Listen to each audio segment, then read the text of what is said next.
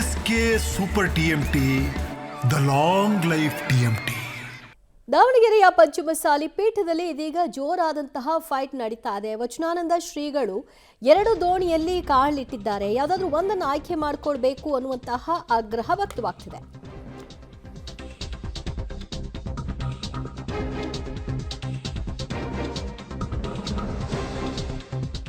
ದಾವಣಗೆರೆಯ ಪಂಚಮಸಾಲಿ ಪೀಠದಲ್ಲಿ ಜೋರಾಗಿರುವಂತಹ ಫೈಟ್. ವಚನಾನಂದ ಶ್ರೀಗಳ ವಿರುದ್ಧ ಪಂಚಮಸಾಲಿ ಪೀಠದ ಧರ್ಮದರ್ಶಿ ಆಕ್ರೋಶವನ್ನು ವ್ಯಕ್ತಪಡಿಸಿದ್ದಾರೆ.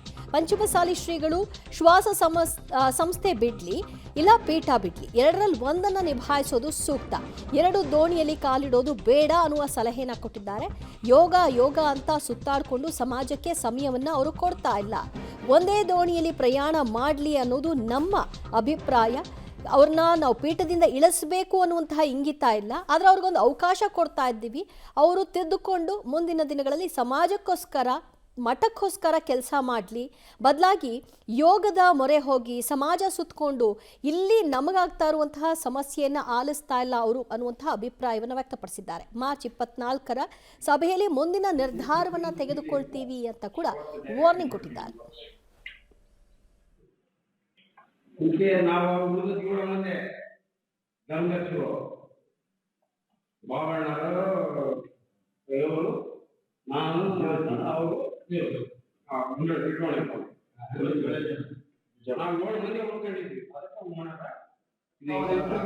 ಏನು ಪ್ರತಿ audit report, income tax report ಎಲ್ಲವೂ ಫೈಲ್ ತಂದಿದ್ದೇವೆ.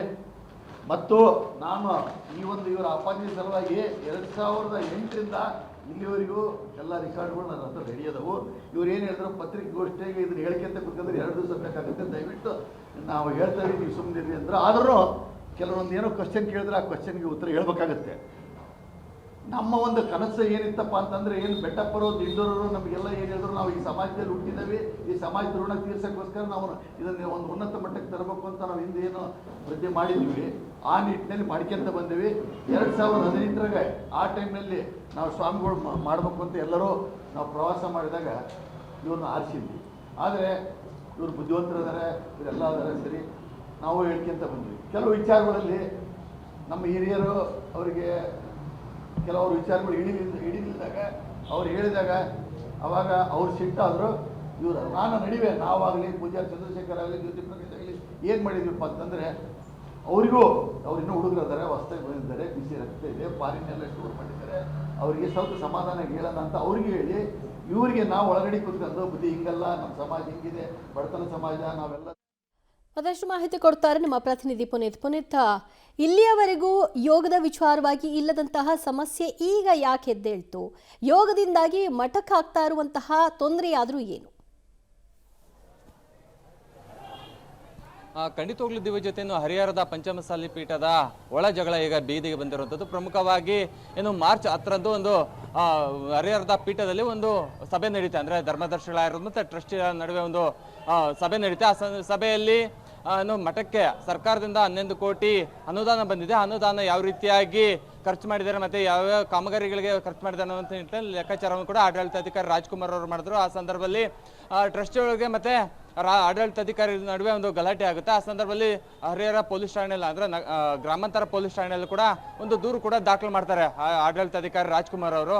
ಅದಾದ ನಂತರದಲ್ಲಿ ಏನು ಲೆಕ್ಕಪತ್ರ ಕೇಳಿದಕ್ಕೆ ಸ್ವಾಮೀಜಿಗಳನ್ನ ಹೊರಹಾಕುವಂಥ ಹುನ್ನಾರವನ್ನು ಕೂಡ ಧರ್ಮದರ್ಶಿಗಳಾಗಿರೋದು ಮತ್ತು ಟ್ರಸ್ಟಿ ಅವರು ಮಾಡ್ತಾ ಇದ್ದಾರೆ ಅನ್ನುವಂಥ ಒಂದು ಆರೋಪವನ್ನು ಕೂಡ ಸ್ವಾಮೀಜಿಯವರಾಗಿರೋದು ಮತ್ತು ಆಡಳಿತಾಧಿಕಾರಿ ರಾಜ್ಕುಮಾರ್ ಅವರು ಕೂಡ ಮಾಡ್ತಾ ಇದ್ರು. ಆದರೆ ನಿನ್ನೆ ಧರ್ಮದರ್ಶಿಗಳು ಆಗಿರ್ಬೋದು ಮತ್ತು ಆ ಟ್ರಸ್ಟಿಗಳು ಒಂದು ಕ್ಲಾರಿಫಿಕೇಶನ್ ಕೂಡ ಕೊಡ್ತಾರೆ.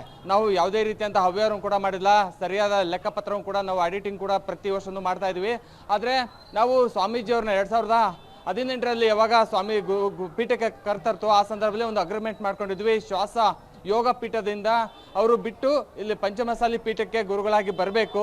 ಆ ಮಠದ ಅಂದರೆ 2 ದೋಣಿಯಲ್ಲಿ 2 ಕಾಲು ಇಡಬಾರ್ದು ಅನ್ನೋ ನಿಟ್ಟಿನಲ್ಲಿ ಕೇವಲ 1 ದೋಣಿಯಲ್ಲಿ ಪ್ರಯಾಣ ಮಾಡಬೇಕು ಅನ್ನೋ ನಿಟ್ಟಿನಲ್ಲಿ ಧರ್ಮದರ್ಶಿಗಳು ಹೇಳ್ತಾರೆ. ಆ ಹಿನ್ನೆಲೆಯಲ್ಲಿ 24 ಅಂದರೆ ಮಾರ್ಚ್ 24ಕ್ಕೆ ಒಂದು ಸಭೆ ಇದೆ ಹರಿಹರ ಪಂಚಮಸಾಲಿ ಪೀಠದಲ್ಲಿ. ಆ ಸಭೆಯಲ್ಲಿ ಒಂದು ನಿರ್ಣಯ ಕೂಡ ತೆಗೆದುಕೊಳ್ಬೇಕು.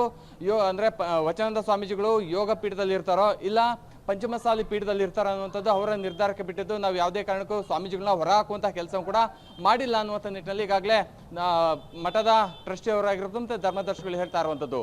ದಿವ್ಯಜ್ಯೋತಿ. ಥ್ಯಾಂಕ್ ಯು ಪುನೀತ್ ನಿಮ್ಮೆಲ್ಲ ಮಾಹಿತಿಗೆ.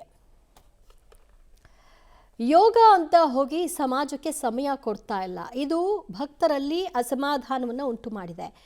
ನಿಯಮದ ಪ್ರಕಾರವಾಗಿ ಪೀಠಕ್ಕೆ ಅವರು ಗೌರವವನ್ನು ತೋರಬೇಕು, ಇಲ್ಲ ಅಂತಂದರೆ ಪೀಠವನ್ನು ತ್ಯಜಿಸಬೇಕು, ಯಾವುದಾದ್ರೂ ಒಂದು ಕಡೆಗೆ ಅವರ ಗಮನ ಇರಲಿ ಅನ್ನುವಂತಹ ಸಲಹೆ.